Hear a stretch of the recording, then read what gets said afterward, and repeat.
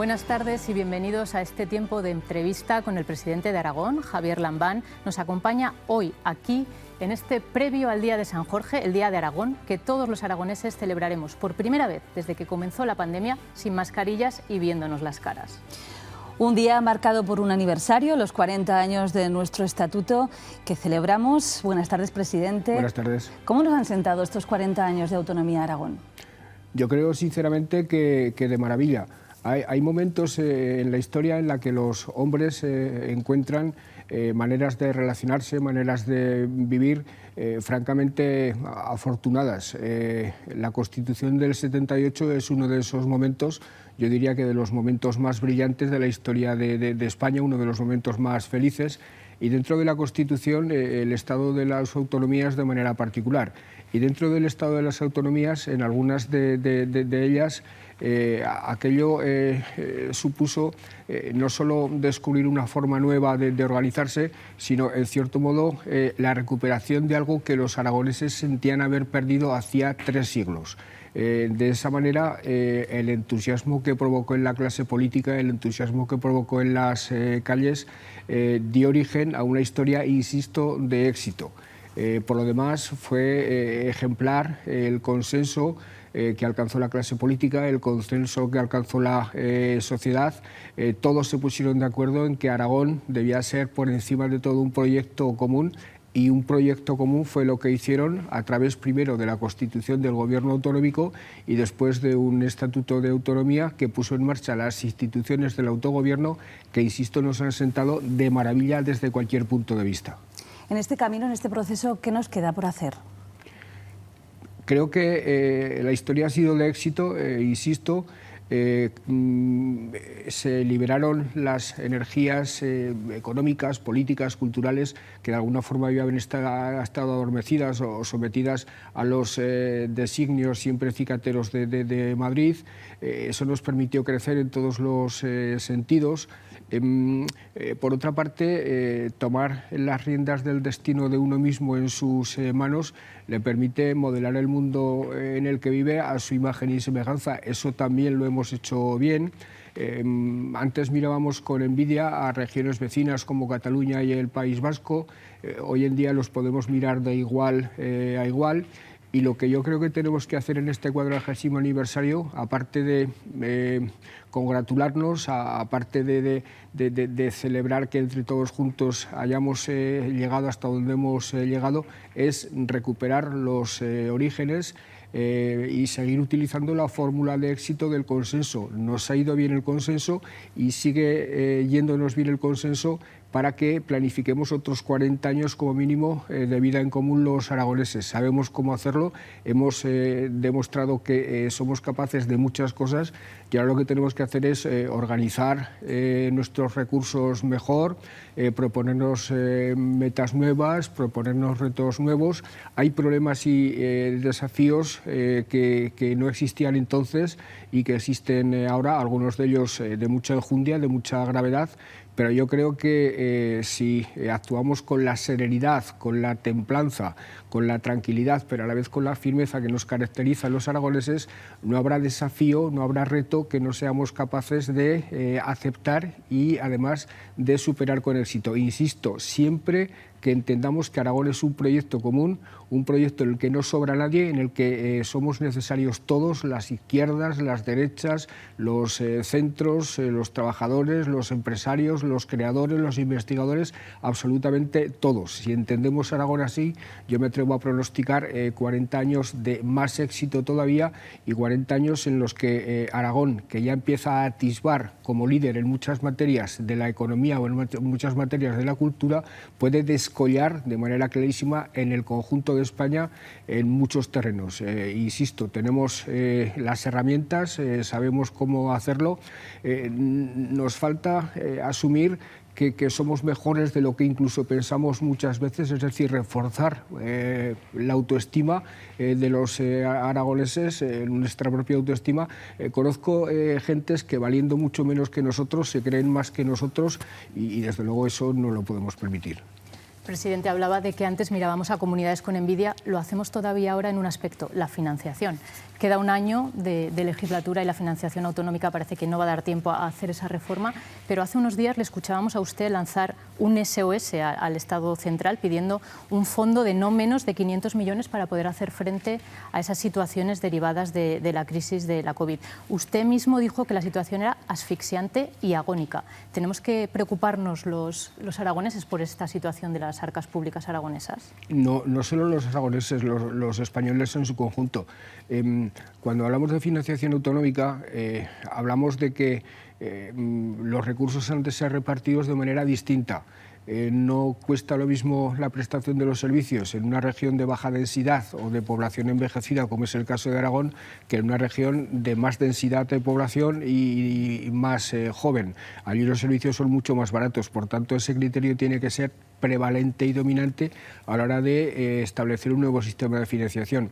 Pero más allá de esa diferencia que nos puede hacer entablar un debate muy serio con comunidades autónomas como Valencia, como Andalucía, como Madrid o como Cataluña, más allá de ese debate hay algo que compartimos todos y es una insuficiencia estructural de recursos para hacer frente a lo que nos ocupa. Mire, a mí lo que me preocupa sobre todo es que sobre todo en estos tiempos de turbulencias, en estos tiempos de incertidumbres, yo como presidente del Gobierno sea capaz de garantizarles a los aragoneses seguridad existencial, es decir, que pase lo que pase, su salud, su vida, su subsistencia va a estar absolutamente a salvo.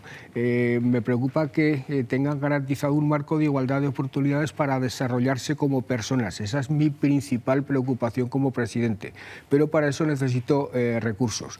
Las comunidades autónomas somos las gestoras de 3 de los 4 pilares del estado del bienestar, y pilar es una palabra que me gusta mucho utilizar por muchas razones, sobre todo siendo aragonés y hablando aquí en Zaragoza, que es donde estamos hablando hoy.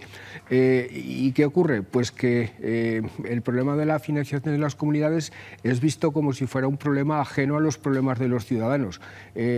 Prácticamente todo el dinero que nosotros gastamos lo gastamos en la prestación de estos 3 servicios: sanidad, educación, servicios sociales. El estado del bienestar depende de nosotros. Por tanto, cuando estamos denunciando asfixia, angustia económica respecto a la financiación, estamos diciendo que el sistema que tanto nos enorgullece, el sistema de derechos que la democracia nos ha dado, el estado del bienestar del que tan orgullosos, insisto, estamos, está en este momento en riesgo. Está en riesgo una sanidad de calidad, una educación de calidad, unos servicios sociales de calidad, porque no tenemos recursos suficientes y en algunos casos además hay problemas estructurales dentro de la sanidad, de la educación y de los servicios sociales que tenemos que afrontar. Hemos avanzado muchísimo desde hace 40 años. Nuestra sanidad pública, nuestra educación, nuestros servicios sociales se parecen absolutamente nada a los de hace 40 años. Pero tenemos mucho por avanzar, tenemos problemas estructurales serios que afrontar, sabemos cómo afrontarlos, pero nos faltan recursos por todos los lados y esto nos afecta a nosotros y a todas las comunidades autónomas. ¿Y confía en que pueda llegar ese fondo de 500 millones de euros? Porque la crisis que nos afecta, la pandemia y ahora la derivada de la crisis de Ucrania, afecta a todas las administraciones, también al Gobierno central. No sé si está en disposición de dar estos fondos. 500 millones de euros es un cálculo que yo hago que seguramente si nos pusiéramos a hacer las cuentas de verdad el día que las tengamos que hacer, serían incluso más. Es verdad que en este momento nadie está para tirar cohetes en materia de disponibilidad de recursos, pero les quiero decir que cuando se trata de buscar un remedio a la financiación de las pensiones, el dinero se encuentra donde sea. Por tanto, los otros 3 pilares del estado del bienestar, que son para mí tan importantes como las pensiones, la educación, la sanidad, los servicios sociales, hay que buscarles remedio financiero de la manera que sea, porque esa es la esencia, ese es el corazón de nuestro sistema. Por cierto, yo me quedo boquiabierto cuando oigo a agentes reclamarnos a quienes gobernamos, a los socialistas que en este caso gobernamos, que bajemos los impuestos y que al mismo tiempo nos estén pidiendo que gastemos más dinero en los servicios públicos. Ese sonsonete permanente, ese sonsonete que no deja de pronunciarse por algunos partidos políticos de manera continua, como si eso fuera el bálsamo de Fierabras que solucionará todos nuestros problemas, es absolutamente contradictorio con encontrar soluciones para el estado del bienestar. No se puede estar el misa y repicando. No se puede decir baje usted todos los impuestos y a la vez gaste usted más en sanidad, más en educación o más en servicios sociales, o una cosa u otra. Lo hemos estado escuchando, usted lo decía estos días en boca de la oposición. Entonces, ¿usted cree que es inviable con esa situación que tenemos de necesidad de fondos, de necesidad de ayudas, una bajada de impuestos?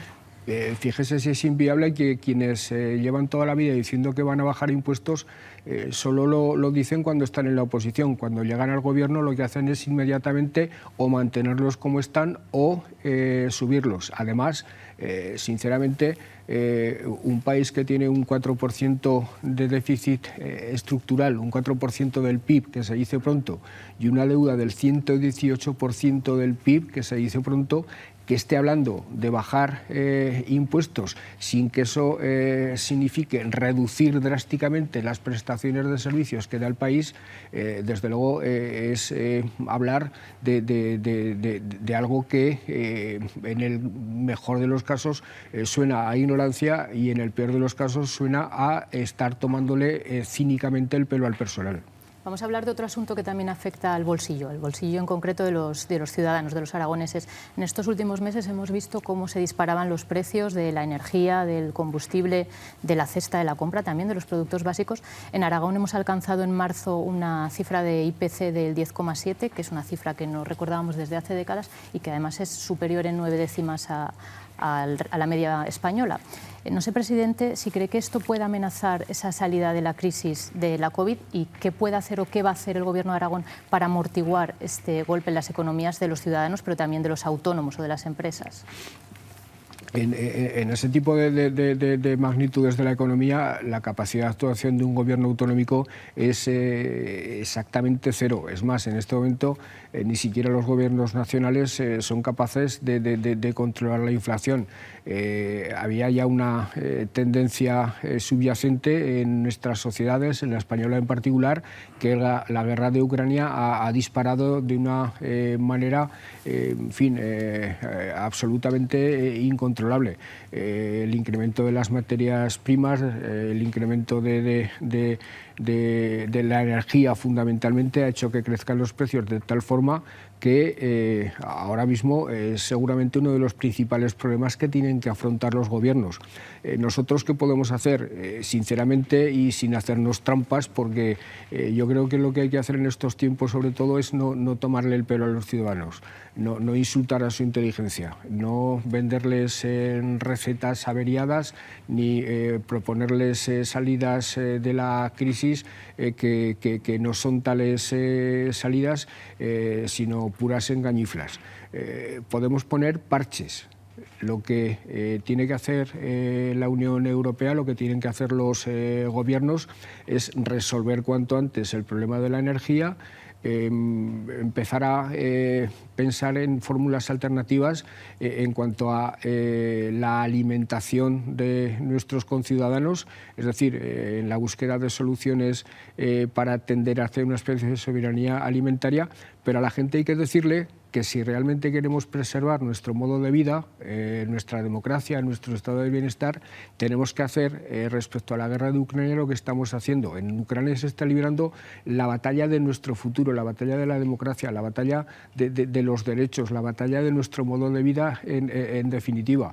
En Ucrania tenemos que volcarnos en ayudarles por todo eso que estoy diciendo, y ayudar a los ucranianos significa adoptar una serie de medidas con Rusia que automáticamente nos van a generar problemas a nosotros que debemos estar dispuestos a afrontar. Si queremos salvar la mayor, que es nuestro modo de vida, la democracia, tenemos que asumir ciertos sacrificios y tenemos que asumir que vamos a pasar un tiempo regular, con algunas dificultades añadidas que no esperábamos en el camino, pero que si queremos, insisto, seguir la trayectoria histórica que teníamos, no nos queda otro medio que transitar a través de esas dificultades y afrontarlas con responsabilidad. Y el que le diga a los ciudadanos lo contrario le está tomando el pelo vilmente, y los ciudadanos son cualquier cosa menos tontos. Prometer salidas fáciles, soluciones fáciles, resolverlo todo con bajadas de impuestos, etcétera, etcétera,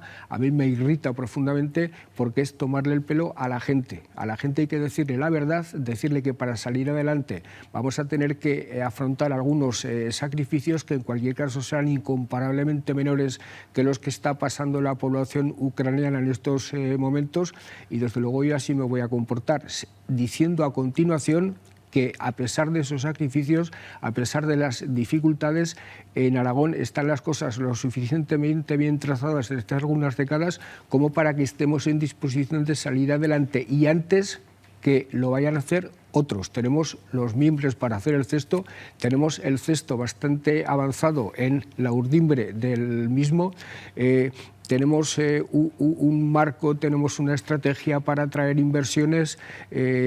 Cada 15 días se anuncia una inversión nueva, se anuncia una fábrica nueva. Los inversores se interesan por Aragón, hemos conseguido estabilidad social, estabilidad política, se interesa la gente por nosotros.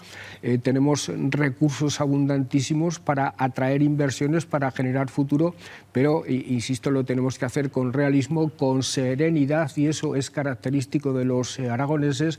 No podemos ser jacarandosos y ser la alegría de la huerta como pretendan ser algunos, sino que tenemos que ser serios, tenemos que ser comprometidos, esforzados, y por ese camino saldremos adelante sin ningún tipo de dudas.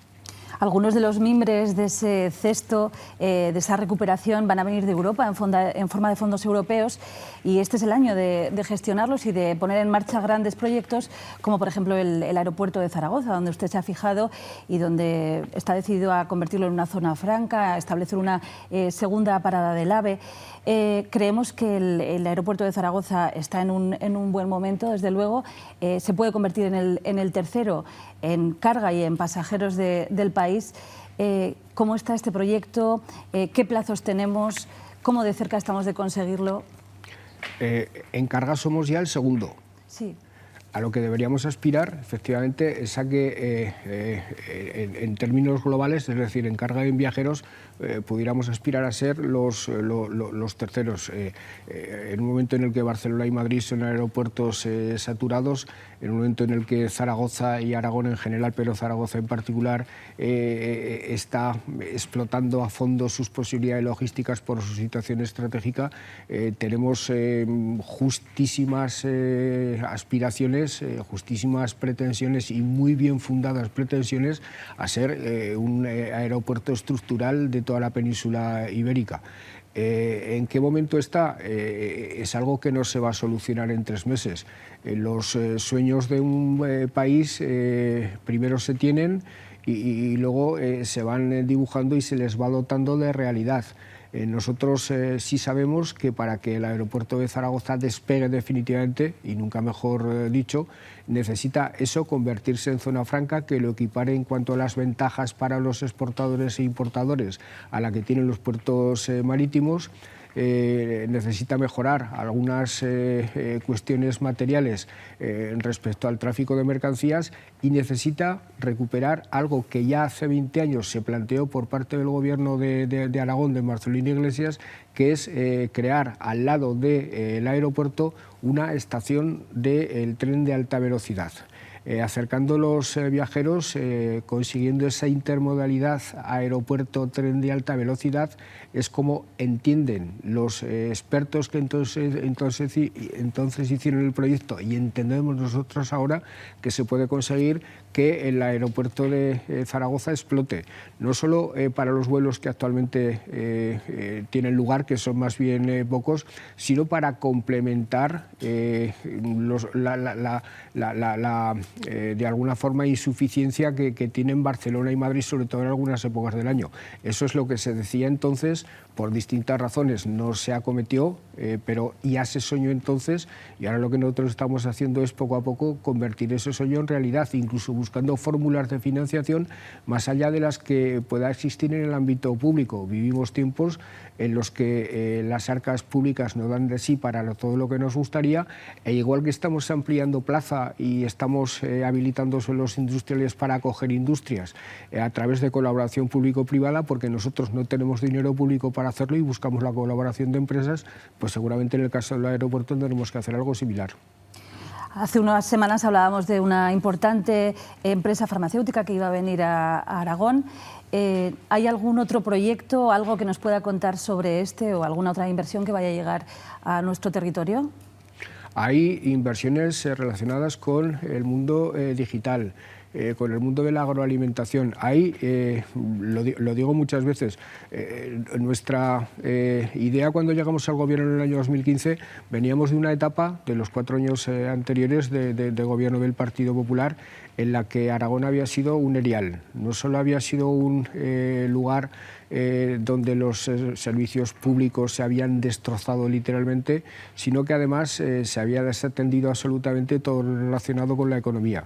Nosotros nos propusimos revertir esa situación, ya dijimos entonces y le anunciamos al mundo, hasta donde el mundo nos quisiera escuchar, que en Aragón cualquier inversor iba a tener alfombra roja hasta el despacho mismo de la presidencia del gobierno. Empezamos a crear marcos legales, empezamos a emitir normas, empezamos a ser absolutamente proactivos, convirtiéndose los consejeros, prácticamente todos ellos, y los altos cargos de la administración en embajadores del gobierno, en conseguidores de inversiones, especializándose en negociaciones con empresas multinacionales como Amazon.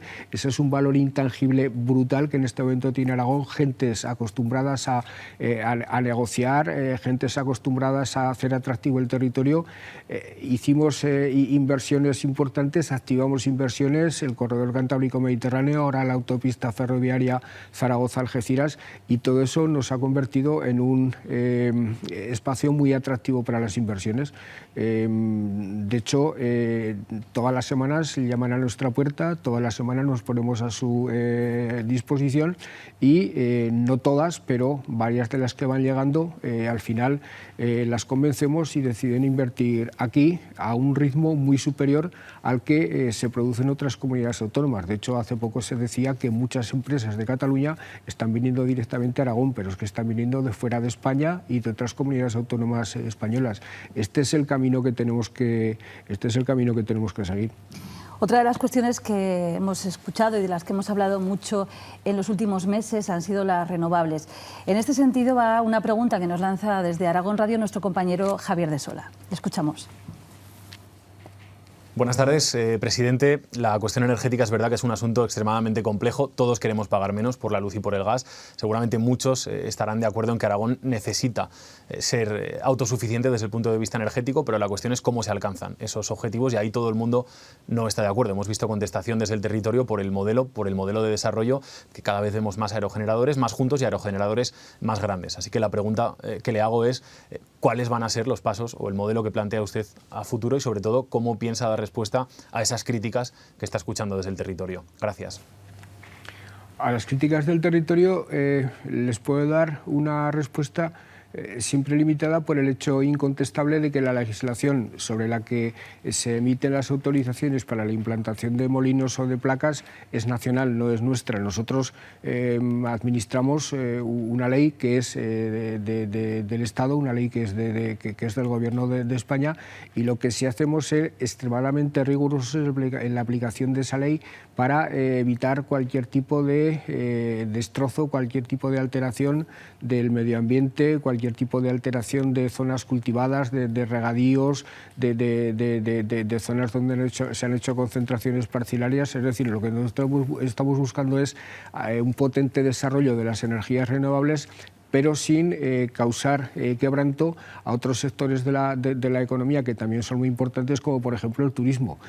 Hacer renovables en sitios donde eso suponga destrozar el paisaje, pues es un pésimo negocio, es darnos un tiro en el pie. O hacer renovables en sitios donde se están produciendo elementos consustanciales con otra de las tres sectores estratégicos como es la agroalimentación, es pegarnos un tiro en el pie. ¿Qué queremos hacer nosotros? Tratar de modificar algunas leyes nacionales.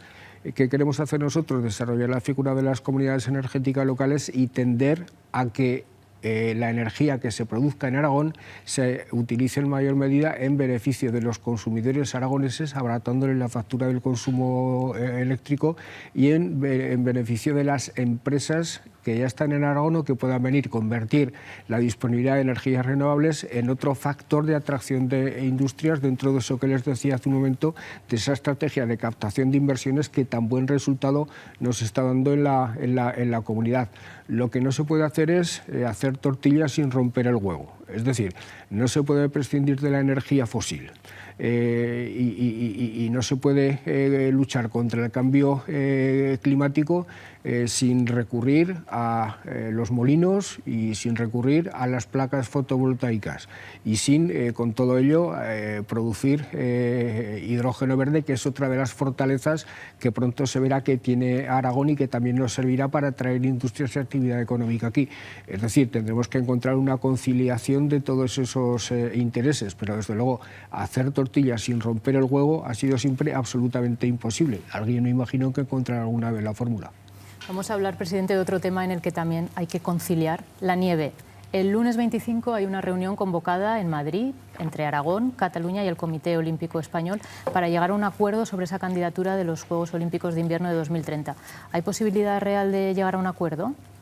Bueno, quiero creer que sí, si no, no iríamos a esa reunión. De hecho, la reunión la hemos forzado nosotros, poniendo sobre la mesa una alternativa a la distribución de espacios que se nos planteó inicialmente y que nos parecía, casi estaría por llamarlo yo, un insulto en toda regla a la comunidad autónoma de Aragón. Tenemos iguales o mejores estaciones que Cataluña, tenemos igual o mejor superficie esquiable que Cataluña, tenemos igual o mejor estructura hotelera que Cataluña, es decir, estamos en iguales o mejores disposiciones que Cataluña para organizar unos Juegos. Lo que no puede ser es que esos Juegos se hagan para una parte del Pirineo en detrimento de la otra, utilizando solo una de nuestras estaciones y utilizando 5 estaciones catalanas, reservando a Aragón solo 2 modalidades de pruebas y llevando a Cataluña 9. Eso no se parece nada al equilibrio que a mí me prometieron el Gobierno de España y el Comité Olímpico Español, y desde luego de lo que se trata es de volver al origen, volver a ese compromiso del Gobierno de España de equilibrio, y el equilibrio es lo que nosotros hemos planteado con la propuesta que el lunes debatiremos en Madrid. Yo me resisto a creer que ante una razón tan evidente como la que nos asiste, ante algo tan obvio como que el equilibrio no es precisamente que a uno le toque una estación y a otro 5, y a uno 2 pruebas y a otro 9, si se entiende eso como equilibrio, pues no podremos llegar a ningún acuerdo. Ahora bien, si se entiende que tiene que haber equilibrio, pues tendrá que haber una modificación sustancial del planteamiento que inicialmente hizo el COE. Desde luego, otra cosa nosotros no la aceptaremos por 2 razones. Una, por dignidad como comunidad, y otra, porque estos Juegos son fundamentalmente algo que ha de favorecer al Pirineo, y para mí, como presidente de Aragón, al Pirineo aragonés. Y hacer unos Juegos, dar por buenos unos Juegos en los que todo se hiciera en Cataluña y en Aragón apenas una especie de premio de compensación, no solo nos dejaría como estábamos, sino que nos dejaría peor, porque si los Juegos ponían el foco sobre las estaciones catalanas, lo que haría sería reforzarse la competitividad de las estaciones catalanas para usos posteriores frente a las estaciones aragonesas, y eso creo que nosotros no lo podemos aceptar bajo ningún punto de vista. Los Juegos son importantes, pero para mí el Pirineo aragonés y Aragón lo son mucho más importantes que los propios Juegos en sí. Pero sí puede haber algún punto de encuentro entre esa propuesta validada por el COE y por Cataluña y la de Aragón, algún punto en el que ambas partes puedan ceder un poco. Bueno, nosotros estamos dispuestos ya lo hicimos, a ceder en todo lo que tiene que ver con algunas pruebas de hielo. Estamos dispuestos a hablar de qué pruebas hay en una parte del Pirineo y qué pruebas hay en la otra, pero desde luego si hablamos de equilibrio, el equilibrio se encuentra en el punto medio de todo. Nosotros queremos, como los catalanes, pruebas en todas las estaciones del Pirineo y queremos que la distribución de las pruebas sea justa la distribución y entre dos la justicia está en el 50%, me parece a mí. Seguimos hablando de deporte y política y de una cuestión que trasciende lo local y casi lo deportivo, es la Romareda. ¿Cuál es la Romareda que usted se imagina? ¿Cómo se imagina? ¿Hay que cambiarla? ¿Tiene que ser nueva? ¿Dónde? Yo lo primero que quiero es que el Zaragoza esté en primera división.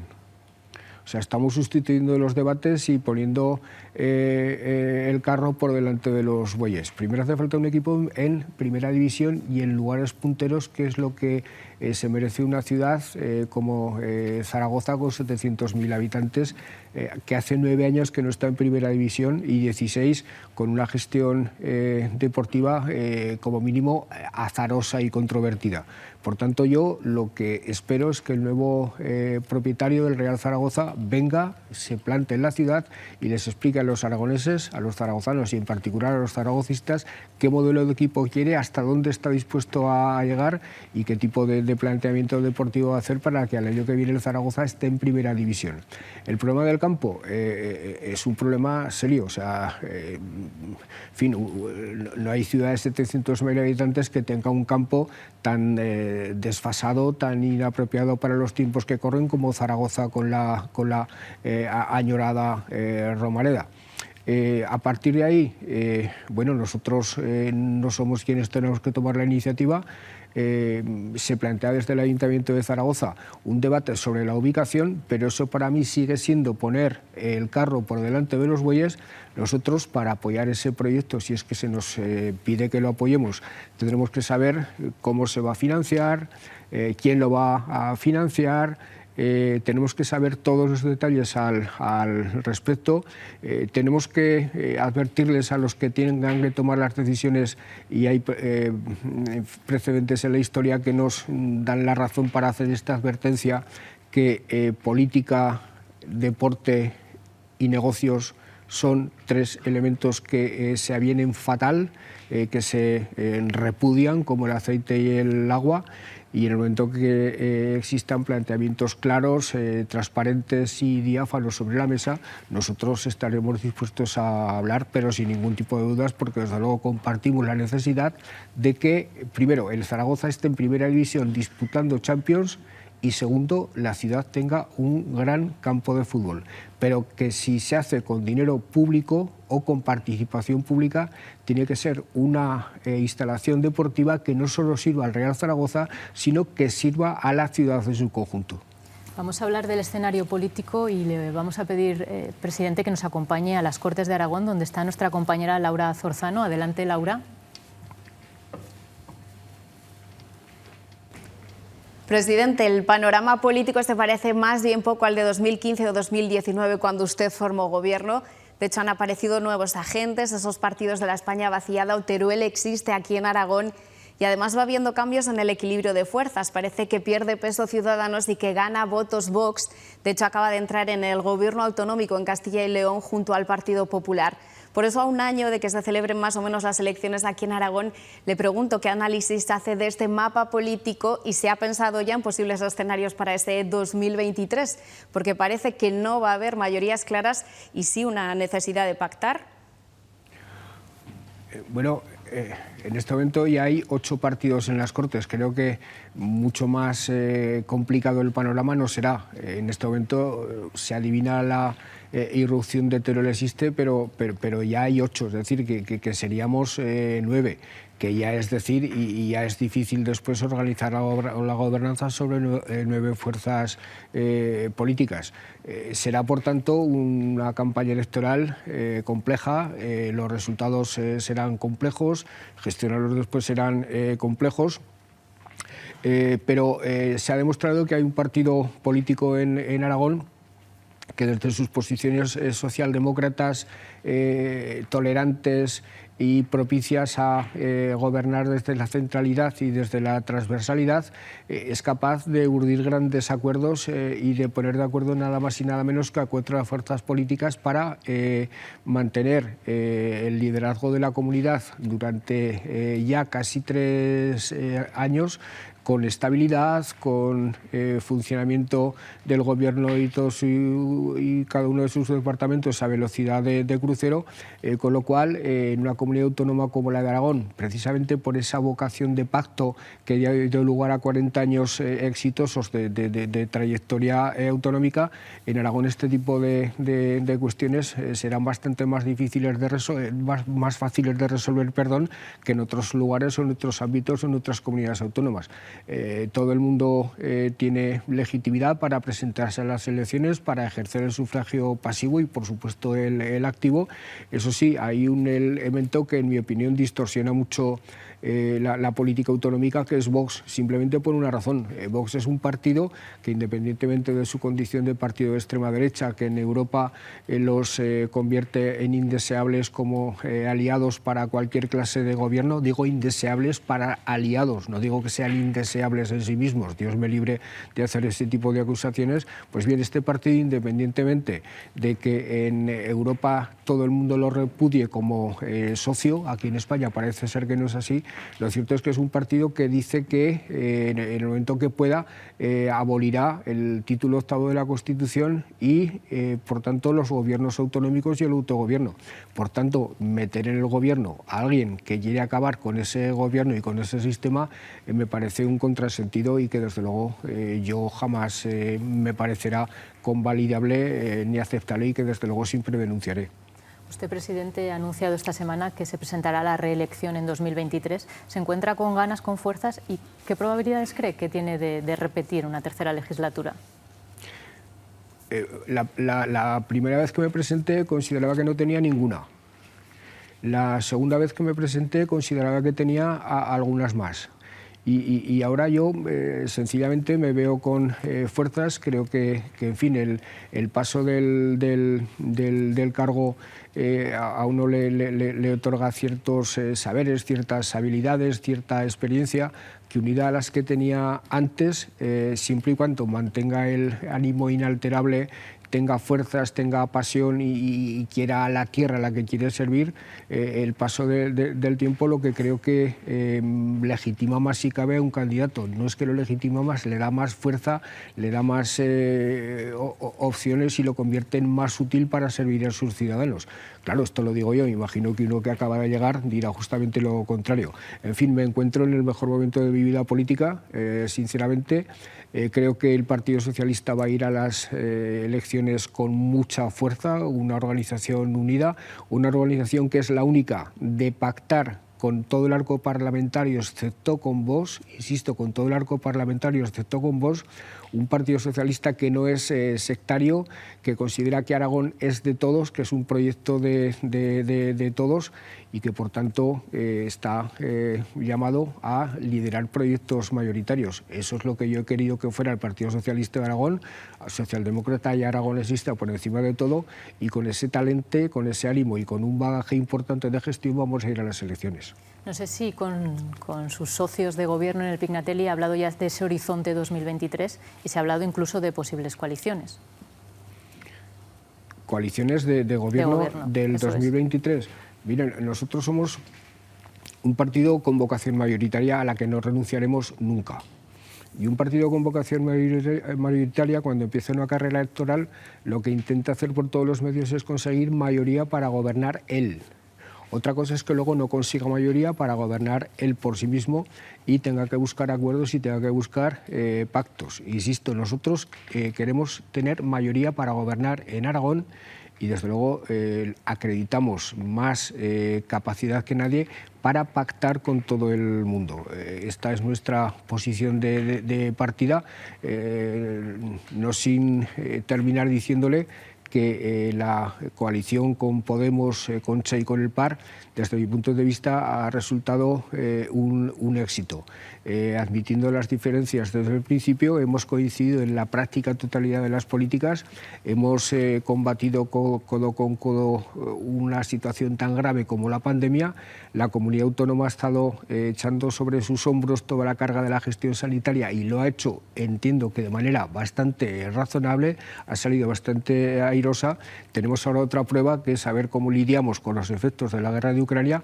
Creo que también la vamos a superar, y eso quiere decir que cuando se gobierna sobre la base del Estatuto de Autonomía, cuando se gobierna poniendo a Aragón por delante de las ideologías y cuando se gobierna con la verdad por delante y dispuesto a rendir tributo a la pasión que uno siente por los ciudadanos a los que quiere y por el territorio al que quiere hacer cada vez más grande, todo es absolutamente posible.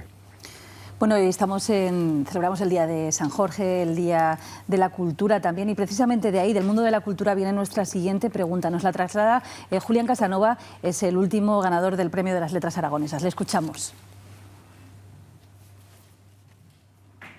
Presidente, el concepto de cultura es un concepto amplísimo que abarca el patrimonio, artes, libros, espectáculos, deportes, y no todos los líderes políticos, ni los partidos, ni los gobiernos tienen a la cultura como una prioridad. ¿Cuáles serían las principales manifestaciones de la política cultural que su gobierno defiende para una sociedad tan compleja como la aragonesa y en un mundo ya tan complicado como el que vivimos en el siglo XXI? Mi querido amigo Julián Casanova, condiscípulo, fuimos juntos a la universidad y nos queremos mucho y nos seguimos viendo y hablando mucho. Desde el punto de vista público, la cultura primero es un derecho a la creación que los poderes públicos deben preservar, es un derecho al disfrute por parte de los ciudadanos que también deben preservar los poderes públicos, y en el caso de Aragón al menos es una imagen de marca que es seguramente la mejor embajadora que nosotros podemos mandar ante el mundo junto con nuestros empresarios para decir quiénes somos y para hacernos más atractivos, para hacernos querer más de lo que todavía de lo que ya se nos quiere. En este momento Aragón está inmerso en algunos proyectos como dotarse de una vez de una orquesta sinfónica, la ampliación del Museo de Zaragoza. Creo que tenemos que seguir trabajando, lo estamos haciendo, entiendo que bien, con el Pablo Serrano. Pero en sentido amplio la cultura, tal como yo la entiendo, la cultura es lo que nos diferencia en definitiva del resto de los mamíferos vertebrados. La cultura es algo que debe ser mimado y cuidado desde los más tiernos años de nuestra vida, en la escuela, en casa, en los espacios públicos culturales.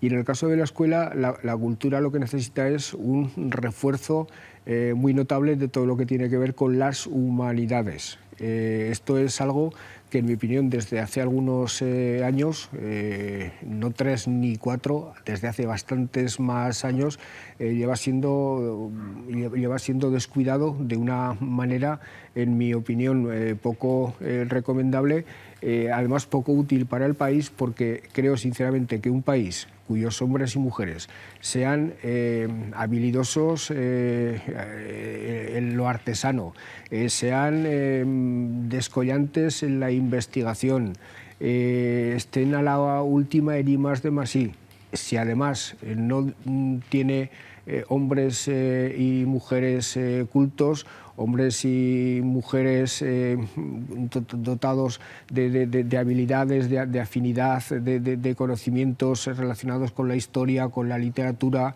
con la geografía.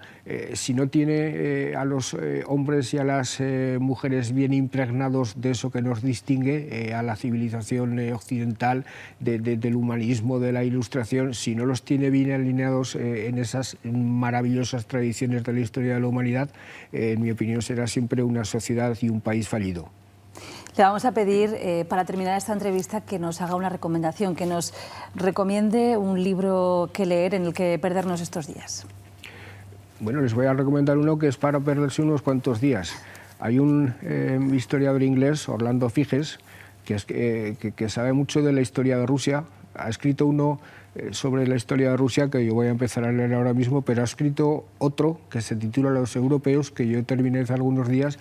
Es un libro de 500 y pico páginas, es decir, hay que echarle horas, pero es una auténtica maravilla, no solo de erudición, de buena escritura, sino de lo bien que sobre 3 personajes, una de ellas una soprano de ascendencia española, nacida en el siglo XIX y que domina toda la vida cultural del siglo XIX, el otro es Turgenev, el escritor ruso, y el tercero, ahora no recuerdo cómo se llama, es el marido de la soprano española. Sobre las relaciones de ellos 3, hace una descripción de la historia de la cultura a lo largo del siglo XIX en Europa, que es ni más ni menos que la manera de explicar de manera magistral cómo se formó, cómo se construyó la cultura europea de la que tan orgullosos estamos. Habla de ópera, habla de cómo se va creando la industria editorial, habla de literatura, habla de pintura. Me parece un libro sencillamente fascinante, pero eso sí, no se lo lean ustedes o piensen que se lo van a leer pasado mañana y al otro. Los europeos. Los europeos. Lectura para unos cuantos días. Muchas gracias, presidente. Gracias por esta entrevista. Gracias. Gracias. Y gracias a todos ustedes por habernos acompañado. Recuerden que mañana podrán seguir toda la programación especial con motivo del Día de San Jorge en Aragón Televisión, Aragón Radio y en nuestro portal digital aragonnoticias.es. Muchas gracias, buenas tardes y feliz Día de Aragón.